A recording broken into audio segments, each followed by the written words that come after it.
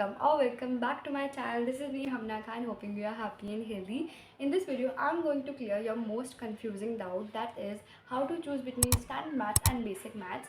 So basically you must be wondering कि मैं ये वीडियो इतनी पहले क्यों बना रही हूँ. So मैं ये वीडियो इतने पहले इसलिए बना रही हूँ because it is very important for you to choose it right now, because when I was in my class 10 तो मुझे स्टैंडर्ड और बेसिक मैथ्स के बारे में समर वेकेशंस के बाद पता चला था, एंड दैट वाज रॉन्ग. मतलब इससे पहले कि मैं और भी प्रिपरेशन अच्छी कर सकती थी. So it means it is very very important for you to choose it right now, जिससे कि अगर आपको गोल क्लियर हो, आपको पता चल जाए कि हाँ मैं बेसिक मैथ्स लूँगा या मैं स्टैंडर्ड मैथ्स लूँगा, तो आप लोग उसके हिसाब से अपनी प्रिपरेशन बहुत ज़्यादा बेस्ट कर सको.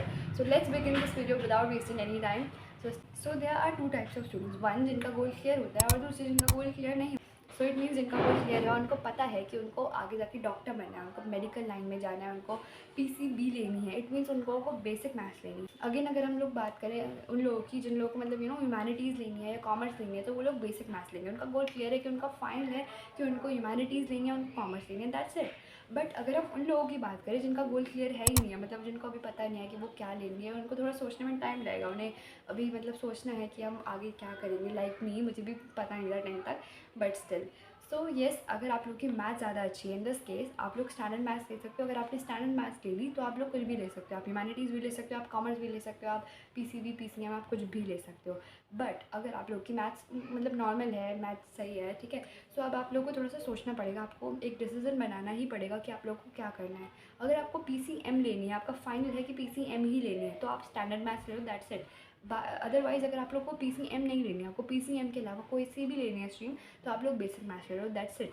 कुछ लोग क्या करते हैं, अगर उन्हें आगे जाके पीसीबी लेनी होती है या कॉमर्स लेनी होती है, ह्यूमैनिटीज़ लेनी होती है, वो लोग स्टैंडर्ड मैथ्स ले लेते हैं. बट वो उन्हें आगे जाके प्रॉब्लम देता है कि मतलब कि अगर उन्होंने स्टैंडर्ड मैथ्स लेनी, बट उन्हें चूज़ तो कॉमर्स करनी है, उन्हें चूज़ तो पीसीबी करनी है, बट उन्हें फिर ज़्यादा बुक्स लगानी पड़ेंगी, ज़्यादा थोड़ा सा हार्ड वर्क करना पड़ेगा स्टैंडर्ड मैथ्स के लिए.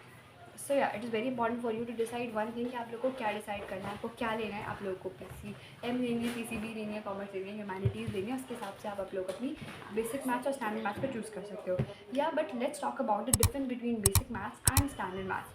तो ये बेसिक मैथ्स और स्टैंडर्ड मैथ्स दोनों का सिलेबस एक ही है. दोनों को एनसीईआरटी से ही पढ़ना है. एनसीईआरटी में टोटल 14 चैप्टर्स होते हैं, एंड दोनों को स्टैंडर्ड मैथ्स वालों को भी और बेसिक मैथ्स वालों को दोनों को एनसीईआरटी से ही पढ़ना है. NCERT is the main thing. NCERT के कॉन्सेप्ट, एनसीईआरटी की एवरीथिंग आप लोग को क्लियर होनी चाहिए. बेसिक मैथ्स वालों के लिए बात करें तो बेसिक मैथ्स वालों के लिए तो एनसीईआरटी ही सब कुछ है. स्टैंडर्ड मैथ्स वालों के लिए भी है, बट बेसिक मैथ्स वालों के लिए NCERT is everything, like literally. Because basic maths वालों के पेपर में एनसीईआरटी से मेनली बहुत सारा सब कुछ आ जाता है. मेनली एनसीईआरटी के कॉन्सेप्ट, एनसीईआरटी के क्वेश्चन आते हैं. बट बेसिक मैथ्स में भी कभी कभार तो नहीं, but still competency based question थोड़े से दिखाई देते हैं. सो यार फॉर दैट आप लोग को लास्ट टाइम पे सैम्पल पेपर सॉल्व करना है. सैम्पल पेपर जितने आप लोग सॉल्व करोगे उतना ज़्यादा आप लोग अच्छे से क्वेश्चन को टैकल कर पाओगे, उतना ज़्यादा आप टाइम मैनेजमेंट कर पाओगे. So sample paper at last is very very best for basic. So basic maths के लिए आप लोगों को सिर्फ और सिर्फ एनसीईआरटी और लास्ट में सैम्पल पेपर लगाना है, दैट्स इट. बट अगर हम स्टैंडर्ड मैथ्स वालों के लिए बात करें तो स्टैंडर्ड मैथ्स वालों के लिए एनसीईआरटी से तो आता ही है, लेकिन एनसीईआरटी के अलावा थोड़े से कॉम्पिटेंसी बेस्ड क्वेश्चन आते हैं. मोस्टली कॉम्पिटेंसी बेस्ड क्वेश्चन ही आते हैं, जिसके लिए आप लोग को थोड़ी हार्ड बुक्स को प्रिपेयर करना पड़ेगा. जैसे कि R D Sharma, R S Agarwal और एनसीईआरटी एग्जाम्पलर. मतलब कि अगर आप लोग आर डी शर्मा से प्रिपेयर करते हो दैट विल भी बेटर. आर एस अग्रवाल से करते हो बिल्कुल सही है, ठीक है. तो आप लोग को दोनों में से एक चूज़ करनी पड़ेगी कि आप लोग आर डी शर्मा से कर रहे हो, आर एस अग्रवाल से कर रहे हो, या एनसीईआरटी एग्जाम्पलर से कर रहे हो. सबसे करोगे या इट्स योर चॉइस, ओके. सो या स्टैंडर्ड मैथ्स वालों के लिए भी सेम स्ट्रैटेजी है. आप लोग को सबसे पहले एनसीईआरटी सॉल्व करनी है. NCERT is the main. NCERT के बाद आप लोग को R D Sharma, R S Agarwal या एनसीईआरटी एग्जाम्पलर में से कोई एक बुक लगानी है, एंड देन उसके बाद आप लोग को सैम्पल पेपर सॉल्व करना है. As I told you before, sample paper अगर आप जितने सॉल्व करोगे उतना ज़्यादा बेटर है. बिकॉज अगर आप सैम्पल पेपर सॉल्व करते हो तो आप लोग को बहुत सारी चीज़ों का पता चलता है. आप लोग कॉम्पिटेंसी बेस्ड क्वेश्चन को सॉल्व कर पाते हो, आप लोग टाइम मैनेज कर पाते हो.